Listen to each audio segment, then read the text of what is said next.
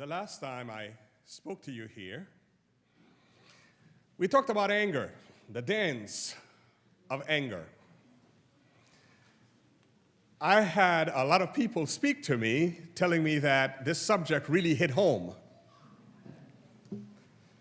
I was not surprised because as humans, we are emotional beings, and dealing with our emotions is a part of our humanity. And anger is a very, very powerful emotion. For those of you who were not here last time, I want to do a quick 2 or 3 minute review of what we talked about. Lexi, I'm going to have you click for me because my clicker's battery just ran out on me, you know. Murphy sometime show up in the service. I did turn it on. Okay, testing. Testing. It was on the whole time, I guess. Is Lexi back there for the... Okay. Last time we talked about anger, so let's take a quick look at the review before I get into the subject. What we talked about last time was the fact that Moses and the children of Israel had finally reached the border of the promised land. We talked about the fact that living in the desert for 40 years, there's no water in the desert. Yet they had water. And we talked about the fact that Jesus was the rock that really gave them the water. So anytime they were in the desert, the rock gave water. And now they are at the end of the road. They are on the border of the promised land. Across the border, there's plenty of water, plenty of everything. So one last test. God told Moses, speak to the rock. But as you remember, the people got really angry with Moses. They were yelling and they were screaming. Moses and Aaron were so afraid, they went and hid in the sanctuary. And they fell before God. And as they fell, God told them, Moses, go back, talk to the rock. And you know what happened, right? When they came out, the people were ready, according to the Bible, to attack Moses. And Moses lost it. He snapped. And when he snapped, he hit the rock. Not once, but twice. And you remember last time I told you the rock was whom? Jesus Christ. So he hit God. And you remember how awful that punishment was. Not so much because he disobeyed, but because God wanted to teach a lesson to Israel that Jesus was the rock. Jesus was the one who gave them the water. And they lost that lesson because of Moses' anger. And then we also define anger. Can put that up again. We define anger. Anger being an emotional state that varies in intensity from mild irritation to intense fury and rage. And I did give you the 6 stages of anger, if you keep clicking. And on the left side, you have the outward expression of anger, rage, aggression, that's outside expressed. And when anger goes inward, you have hostility, resentment, and hatred. And I suggested last time that after number 3, aggression, you are in trouble. Because suddenly anger starts destroying you. And the longer you remain in that anger, the worse it gets. Because it gets to the point where you have hatred and you walk around as a person with a lot of hate. Then I went on some real dangerous grounds, if you remember. I mentioned to you briefly the fact that researchers have discovered that conservative religions, people who practice conservative religions, such as Seventh-day Adventists, tend to have what we call passive-aggressive anger. Because we grow up learning not to express our anger, thinking that anger is a sin. Anger is not a sin. It's what you do with the anger. When you allow it to go beyond stage 3, then you're in trouble. Because when that happens, it's inward. Then it starts eating your inside, and you start thinking thoughts, how you're going to act on that anger. So a lot of conservative people in conservative religions have a real problem with passive-aggressive issues. They smile at you. They say, good morning, good afternoon, happy Sabbath, and they hate your guts. Today, I want to talk about something different, a different aspect of anger. I want to talk about the whole idea of what does Jesus' view on anger? I want to bring up our memory text for today, found in John chapter 2, verse 13 through 17. John chapter 2, verse 13 through 17. It was nearly time for the Jewish Passover celebration, so Jesus went to Jerusalem. In the temple area, he saw merchants selling cattle, sheep, and doves for sacrifices. He also saw dealers at tables exchanging foreign money. Jesus made a whip from some ropes and chased them all out of the temple. He drove out the sheep and cattle, scattered the money changers' coins over the floor, and turned over their tables. Then going over to the people who sold doves, he told them, "Get these things out of here. Stop turning my Father's house into a marketplace." Then his disciples remembered this prophecy from the scriptures. Passion for God's house will consume him. Folks, this was not a calm scene. This is the outer portico of the temple. This is where the Gentiles come to worship. Because as you know in the Old Testament, the Gentiles were not allowed to go inside the temple. They could only worship outside. So Jesus was upset, not only because of what they were doing in his Father's house, but because of their actions. Two things happened. One thing, they were making a killing. Money. I hope you got the double entendre, right? Right. Okay, so they were making a lot of money, and the chief priests and their cohorts were in charge of collecting this money. They were getting rich. So that was one reason why Jesus was upset. The second reason why Jesus was upset was the fact that because of the merchants there, the people who came to worship, Gentiles, had nowhere to worship. Nowhere. So can you see Jesus saying, hello, you're making my Father's house a marketplace. Another version calls it a den of thieves. You are stealing. And you are not allowing these people to worship my Father. Jesus was upset. Jesus was angry. Remember, anger is not a sin. You notice in the end of the verse, the disciples quoted a verse that Jesus had passion. Another word in the Greek is the word zeal. Jesus had oomph for the Father's house. In other words, what Jesus felt was deep. Theologians call this the first cleansing of the temple. Because Jesus' attitude was this: the temple is for worship. Can you imagine coming here on Sabbath morning and all around, inside of there, all around, and we have stuff for sale? How would you feel? Well, back then, sacrifices were made, lambs, doves, and all types. The Gentiles came from afar. They couldn't carry this stuff with them. So the leaders decided, hey, time to make some bucks. And that's what Jesus was upset about. Jesus wanted his people to worship him in spirit and in truth. And the leaders of the temple were not allowing that to happen. Jesus noticed what was happening was morally and ethically wrong. To boot them out was a decision to allow others to be able to worship. Jesus got angry enough to get physical, but he didn't hit anybody. Please notice that. He turned over the tables. I mean, can you see the mayhem that was happening?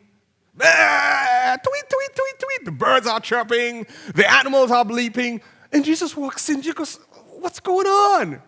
He chased them all out. I want to read something for you from the SDA Bible commentary on this story. It goes like this.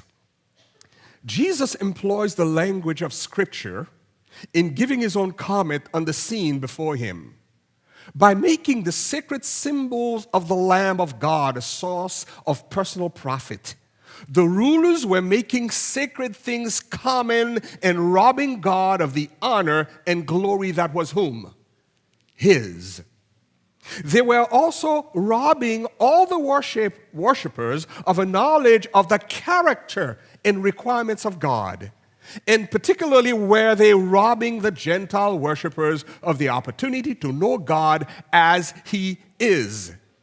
In their spirit of greed, the dignitaries of the temple were no better than thieves. The type of anger Jesus expressed is called righteous indignation.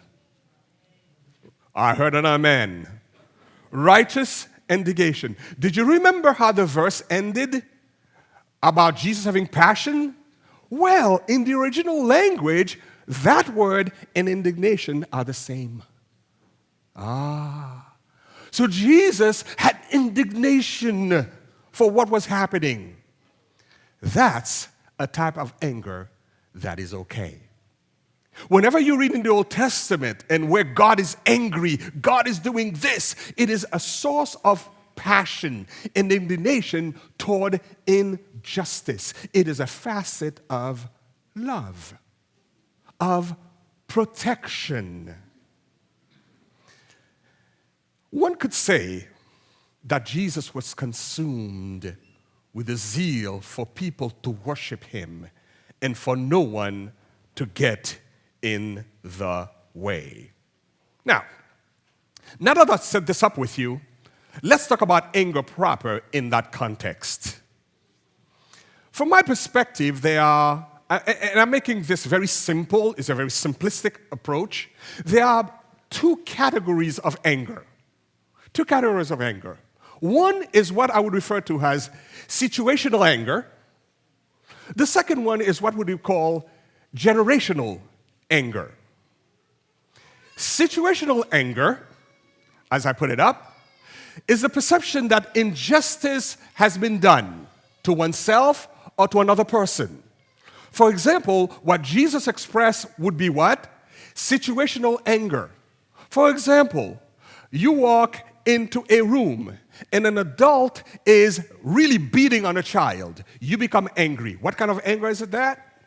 Situational. The situation has affected you in a way where your passion, your zeal, your love for that child makes you angry.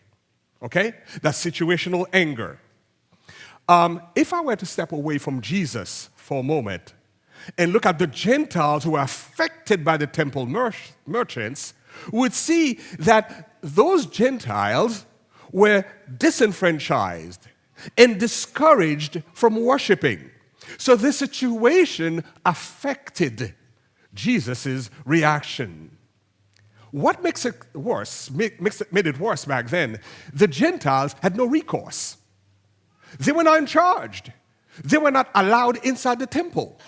They just came to worship around the temple, and they were blocked from worship. The situation affected Jesus profoundly. As you know, we lived in an unfair world. And as an adult, as a child, you are going to face situations that will render you angry. Passion will come up. And you will say to yourself, that is not right. You didn't treat me right. I am angry. That is your right as a human. That is not a sin. Situational anger can be driven by righteous indignation. But there's something else. Generational anger. Before I put up the slide and talk about generational anger, let me tell you a quick story that is true. As you know, I travel quite a bit. I've been to most of the airports in this country. One of my unfavorite airports is the one in Boston. If you're in Boston, please forgive me. But Logan Airport has to be one airport that I don't like to go to. So one day I'm at Boston. I'm in Boston, I'm catching a flight to Paris, I'm waiting. It is crowded because the weather has hit. It's winter, okay? So all the flights are delayed. And I'm sitting there, I got the drill. I gotta wait, I gotta be patient. In the meantime, there's this guy at the counter with the counter agent. He's screaming, he's yelling, he is angry. He's blowing up a steam. And he gets into her face, he says, "Do you know who I am? Do you know who I am?" And I love this. You had to be there. She says, "Hang on a minute, sir." She gets in the microphone. He said, "Excuse me, ladies and gentlemen, there's a gentleman here who does not know who he is. Can somebody help him?"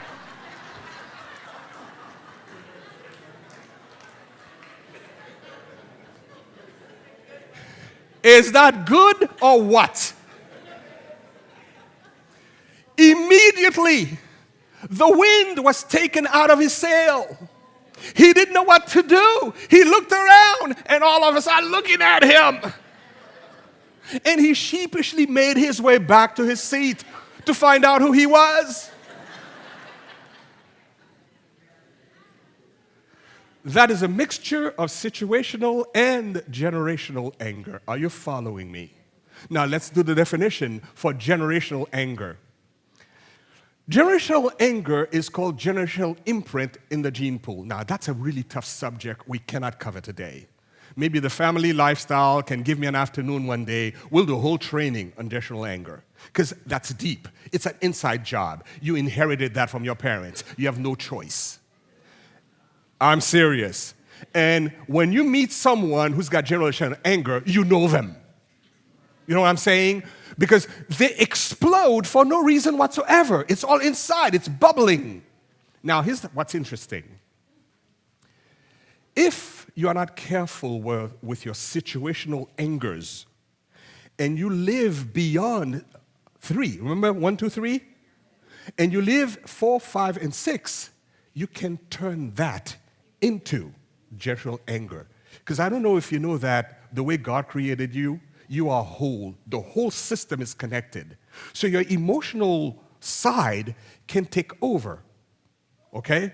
And reprogram your brain. Are you with me? And there are synapses in the brain that get programmed by what you do all the time. So if you're always angry, you become an angry person. And you have angry genes that you pass on to your children. That's what we call imprint, generational imprint. The genes are imprinted with anger. And when you have a child, they passed on. So you have an angry kid. And you wonder, who made you that way? If they could, they tell you, you did. That's another lecture for another time. Let's get back to situational anger. This is what I want to talk about today. Before I leave the generational anger, just know, if you think you have that, you really need to deal with it ASAP. We're talking about counseling. We're talking about stopping and deciding, okay, how do I deal with this? When you face a situation, let me give you the easy part before we get into that slide. There are a few things you can do when you are faced a difficult situation that might bring anger, whether towards you or towards somebody else. Before you allow the anger to go inside and go passive-aggressive, do something. Noticed. When Jesus noticed what was happening, he did something. Because sometimes, some of us, we notice something is wrong, we go, okay, this is wrong, I don't like it. We call that self-talk. And most of that self-talk is negative. And the more you talk to yourself, then you find somebody else, and you do the self-talk with them. Did you notice what she said? Did you notice what she said? Did you notice what she did? Can you believe she wore that dress? You know what I'm talking about? I don't like her. She turns me off. And you do that over and over and over again, then that situational anger, what happens to it? It goes through the stages, and you're imprinting the genes. Scary stuff. Now, I have a few steps I want to share with you for you to deal with your situational anger. The thing that happens every day. You're home, you're hungry, you're late, you're not happy, and this is when the spouse decides to tell you what was wrong with you. Not a good time.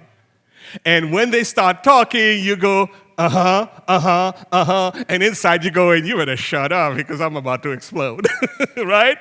But you don't explode, but you keep it inside. So here are some tips that can help you deal with situational anger. Number 1, relaxation. I want to read this to you. Learning to breathe deeply, counting to 10 before exploding, visualizing a relaxing experience either from memory or your imagination. Breathe deeply, count to 10 slowly. It is good. Have you ever heard the expression, before you engage your mouth, make sure your brain is engaged? You know what I'm saying? In other words, before you talk, think. Okay? So breathe. And breathing actually helps you think clearly. Did you know that? Did you know that instantly you can take 10 seconds to breathe? What happened to that breath is it cleans your blood system. And when that blood is clean, there's an emotional effect, clean blood in the brain. And actually, it clears out the anger. Don't ask me how that happened. It's a God thing. But it's been experienced in anger management labs. We've done it. Watch people calm down with just 10 seconds of breathing. The way you do that, you breathe through your nose. You slowly exhale through your mouth 10 times. If you think you can get dizzy, hold on to something.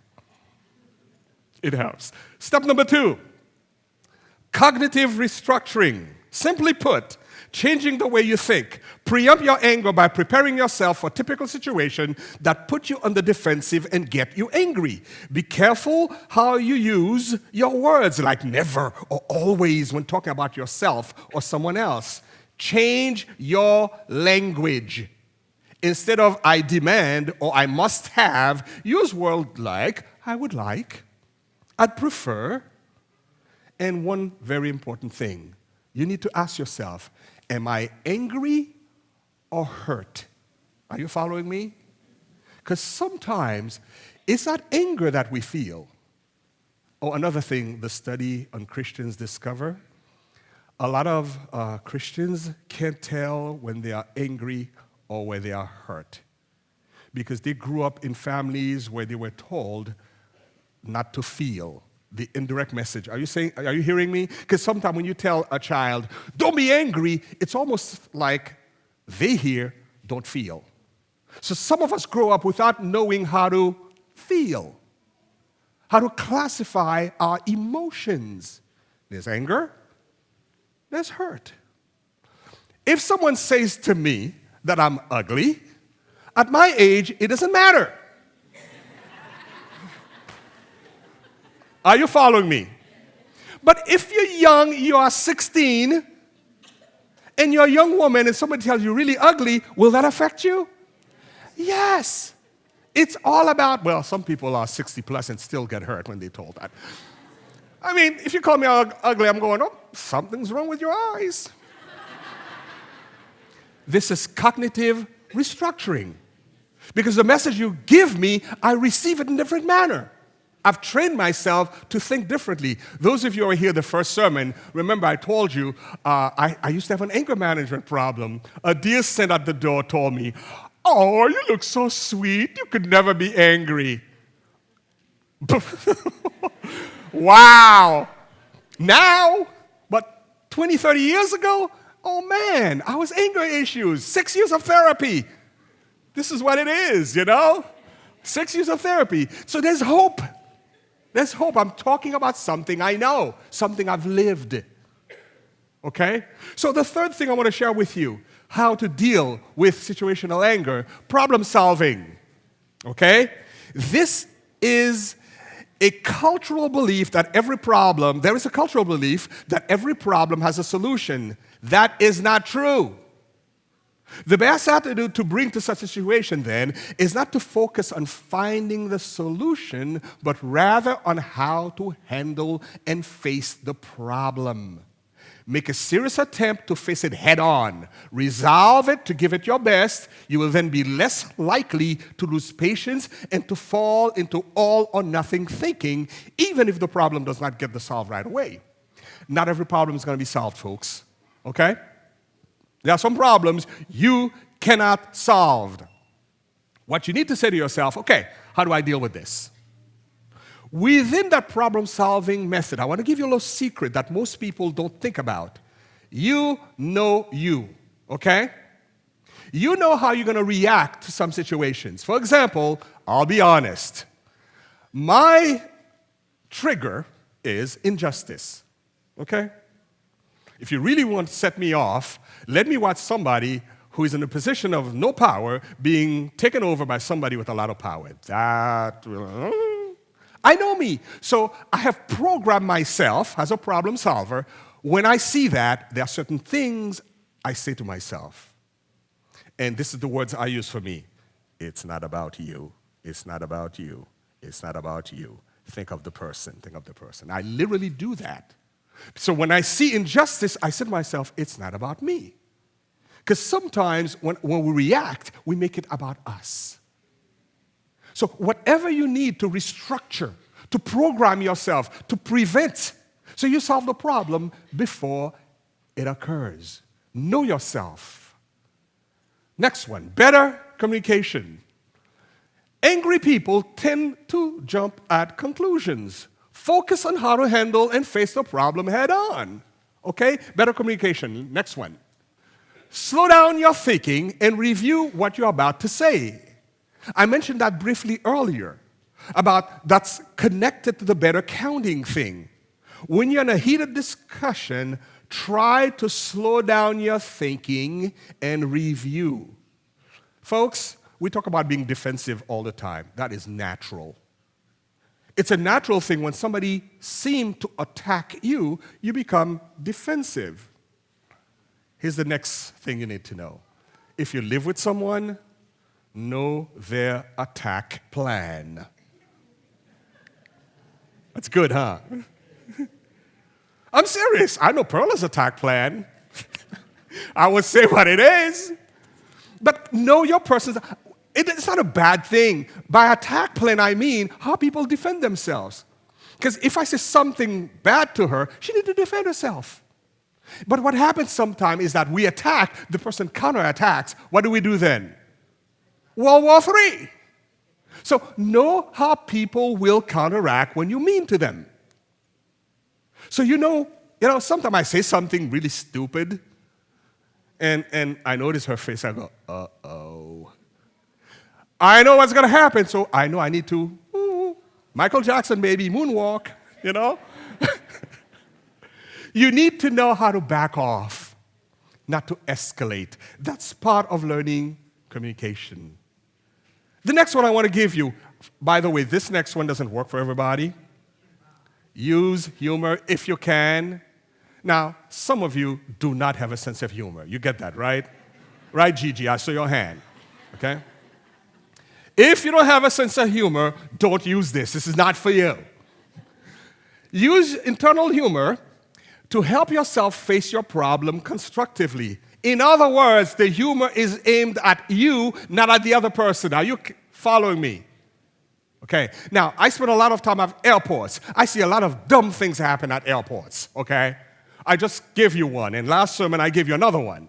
I have a bunch more, but we have no time. But one of the things I've learned to do at airports, I travel with 2 or 3 books. Because I know the airline's going to be delayed, whatever. I'm reading. Chill. And depending on the mood I'm in, I have a type of book in my bag for it. Preparation. And sometimes I have to laugh at people's behaviors. Okay? Like the other day, I get on the plane, and there's somebody in my seat. I'm a frequent traveler, so I want the aisle seat because I want to be the first one out. And I have to sit in the first 10 rows. I have all that programmed. So I get in, somebody's in my seat. I said, "Excuse me, sir, you're in my seat." And he looked at me, "You're wrong, find another seat." We call that generational anger. Okay? So now it's a situation I have to deal with. I said, oh, you may be right. Why don't I consult with the flight attendant? Done. Now, what would happen if I said to him, you know what, buddy? Look at this. Can you read? What would have happened? He would have kicked in my generational anger, you know what I'm talking about? And the situation would be really, really bad. But because I've been therapized, I know what to do. Moonwalk, step back, okay? And I went to the flight attendant. She walked up to me. She says, sir, may I see your boarding pass? He had the wrong seat. He was across the aisle. And he looked at me up and down. He says, okay. I said nothing. I just smiled. And I sat over and out. And I hold nothing in. So, humor. 2 more, then we're done. The next one is change your environment. Folks, that is super duper important. Your inner environment is super duper important. I'm going to sound really corny right now, but trust me, it works. If you are an angry person, read the New Testament over and over and over again. There's no magic to it, it just works. Because you see, what the Word of God does to an angry person is it gets in your cells and reprogram. Remember the cells I talked earlier? It can reprogram your angry cells. You gotta read it. Start with the book of Mark. Then after Mark, read John. Then go back to Matthew and then Luke. And read them, those 4, over and over and over again. That is changing your inner environment. You also need to change your outer environment. Folks, if you work with someone who's an angry person and they trigger you, keep away from them. You don't have to be best buddies. You don't have to have lunch. If you have a parent who's an angry person, speak to them once or twice a year. You know what I'm saying? Especially if you got that generational anger. And every time you talk to them, you see them, they trigger you. Keep away. That's not a sin. That's self-preservation. Okay? Change your environment. Pick a new one. If your friends are angry people, stay away. Pick new friends. Even if they are church folks. Have you ever seen church folks angry? It's not pretty because they believe in Jesus. Just because you believe in Jesus does not mean you won't get angry. You got all that passive-aggressive stuff going on, so you keep it inside. So you say, Happy Sabbath. And inside you're going, I wish you were dead. You know? Hello. So the fact that someone comes to church doesn't mean they have to be your best friend. Pick another church member. Conclusion. Last thing you need to do. Counseling. Talk therapy. That's when you talk face-to-face with a counselor. I know 4 counselors in this church, at least. Find one of us. We'll help you out. Okay? Or find somebody else. But if you got serious anger problem, talk. Group therapy, sometimes you need to be in a group environment where you can express yourself. And what happens in group is you hear that you are not alone. I want to conclude with the story of the New York businessman who had an anger problem. And his anger problem was deep. That morning he had a big fight with his wife. He left home really angry. He was on his way to Boston, my favorite place, my favorite airport. He had business in Boston, so he rushed out of the house. But before he left, he said, Jesus, I need help. I need your presence in my life because I cannot deal with that anger. I can't deal with it. So he prayed. So he's on the train. He's rushing to the train. And as he gets to the surface to get on the train, he hears, all aboard. So he's walking, and he hears a bump. He turns around. There's a little boy who had a puzzle in his hand, and the puzzle is all over So he looks at the train, he starts taking off. He looks at the time, I'm not going to make it. So he makes a decision. He says, little boy who started to cry, I'll help you. So he picks up the puzzles, put them in the box, and he puts the lid over. The little boy looks at him and says, sir, are you Jesus? For that moment, to that boy, guess who he was? Jesus. So I want to conclude my sermon with the last tip I want to give you. Having a living presence in your life. Living in the presence of God is the biggest secret against anger. Make your life as if you are on a stage acting, and God is the only person sitting in the audience. So for those of you who have anger issues, every morning when you get up, say, hey God, you're sitting in the stage of my life. You are the audience. Second thing I want to recommend to you, it takes the pressure off from living in the presence of other people who will see your anger. The reason Jesus was able to deal with those people in the temple that day in such an effective manner was because Jesus lived in the presence of the Father. Living in the presence of God by reading, starting tomorrow morning, the book of Mark, you will have the presence of God in you. And all the tips I gave you earlier will come together, because anger is not a sin. But if we don't live in the presence of God, it can become a sin, and we can hurt people. And hurt people hurt people. So I pray today that your prayer, like mine, is to consistently live in the presence of God and allow Him to take over our anger. Amen.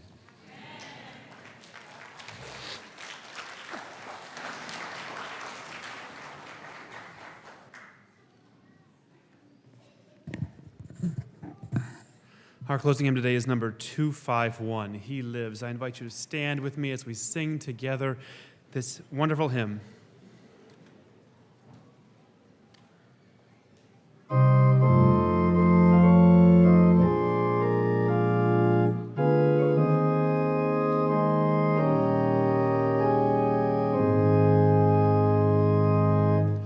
I serve a risen Savior, He's in the world today. I know that He is living, whatever men may say. I hear His voice of mercy, I hear His voice of cheer, and just the time I need Him, He's always near.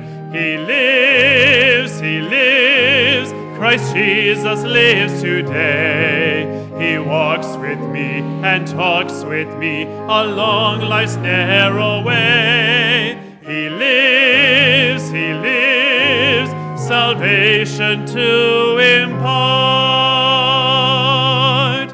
You ask me how I know He lives. He lives within my heart.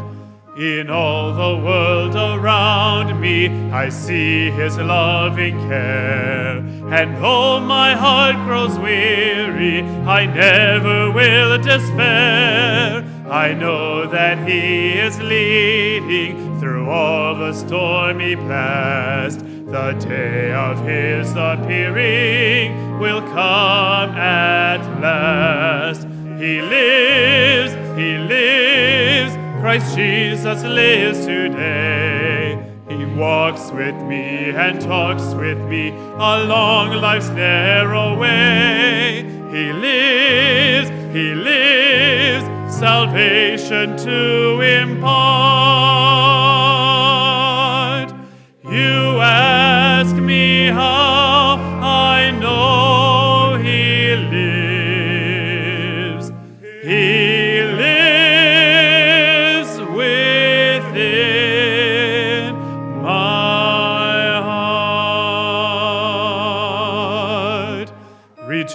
rejoice, O Christian, lift up your voice and sing eternal hallelujahs to Jesus Christ the King, the hope of all who seek him, the help of all who find. None other is so loving, so good and kind. He lives, Christ Jesus lives today. He walks with me and talks with me along life's narrow way. He lives, salvation to impart. You ask me how I know he lives. He lives within my heart.